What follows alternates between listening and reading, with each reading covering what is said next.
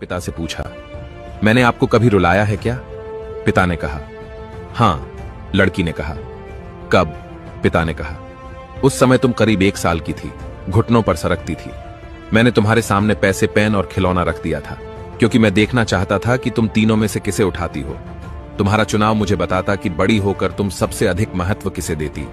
जैसे पैसे मतलब संपत्ति, पेन मतलब बुद्धि और खिलौना मतलब आनंद। मुझे सिर्फ तुम्हारा चुनाव देखना था। तुम एक जगह स्थिर बैठी उन तीनों वस्तुओं को निहार रही थी। मैं तुम्हारे सामने दूसरे ओर खामोश बैठा तुम्हें ही देख रहा था। तुम घुटनों और हाथों के बल सरकती। आगे बढ़ी मैं अपनी सांस रोके तुम्हें ही देख रहा था, और क्षण भर में तुमने तीनों ही वस्तुओं को आजू बाजू सरका दिया और उन्हें पार करती हुई आकर सीधे मेरी गोद में बैठ गई।